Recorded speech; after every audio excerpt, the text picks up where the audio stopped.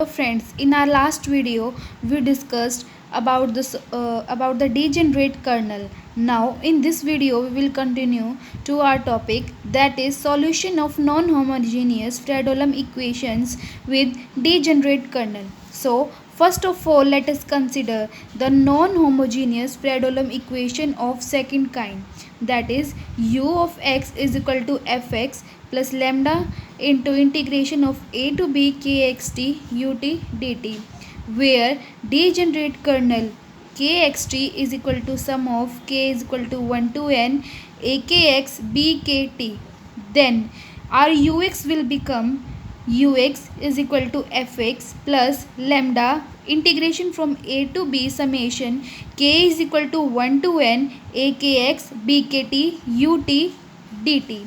Now the constant term means akx summation of k is equal to 1 to n akx will come outside the integration, and we will consider this term means a to b bkt ut dt is equal to ck, that is ck is equal to a to b bkt ut dt. Now to find the solution of an integral equation with separable kernel, we have to just find the n constants means c1 c2 up to cn. So to obtain this unknown constant, we get an equation involving c1 c2 cn as follows. First of all, what we will do is we will take this equation ux is equal to fx plus lambda summation k is equal to 1 to n akx ck, and we will multiply it by b1x b up to bnx and integrate it with respect to x from a to b. Then what we will get? We will get u of x. Then what we will get?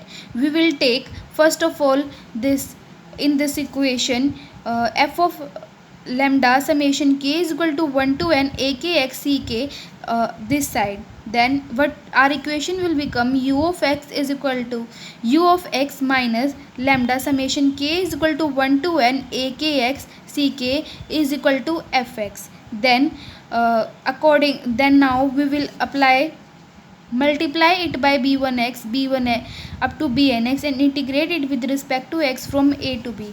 That is, we will multiply this equation by b1x up to bnx constants and then integrate it from with respect to x from a to b. Then our equation will become a to b ux bx b1x dx minus lambda integration a to b summation k is equal to 1 to n akx ck b1x dx is equal to integration from a to b fx b1x dx. Now as ck is constant, so we will take it outside. So our equation will become integration from a to b ux b1x dx minus lambda of summation k is equal to 1 to n ck integration from a to b akx b1x dx is equal to integration of a to b f of x b1x dx, and we will consider this up to n terms. We will consider this up to n terms and we will get these equations. Now what we will do, we will put this in these equation, we will put akx bnx dx in सबका integration is equal to alpha of mk, and this and the right side equals to f of m, where m varies from 1 to n. Now the above system of equation can be written as 1 minus lambda into alpha 1 1 c1 minus lambda alpha 1 2 c2 minus lambda alpha 1 3 3 alpha 1 3 c3 up to minus lambda alpha m cn up to f1. ये कैसे हुआ? Let us see this. We know that ck is equal to integration of a to b bkt ut dt.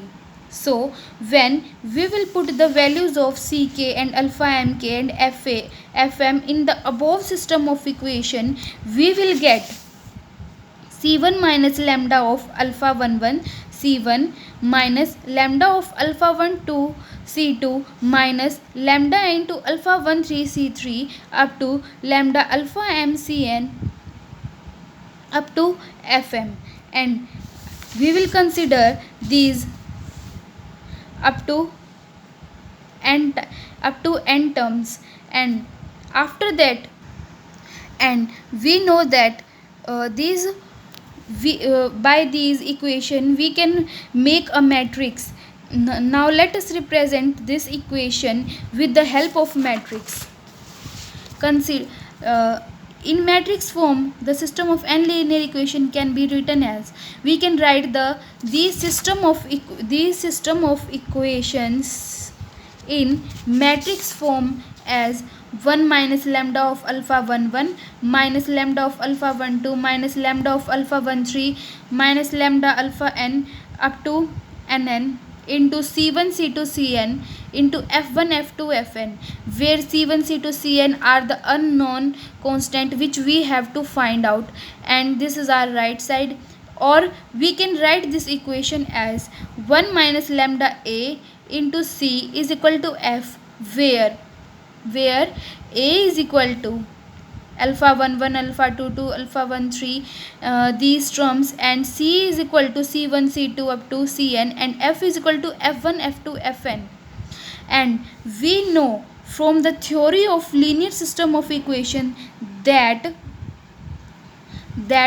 the equation 2 can have a unique solution if the determinant is 1 minus lambda is equal to not equal to 0, and has either infinite or no solution when determinant 1 minus lambda a is equal to 0. We means that if the equation 2 means this equation 1 minus lambda a into c is equal to f, then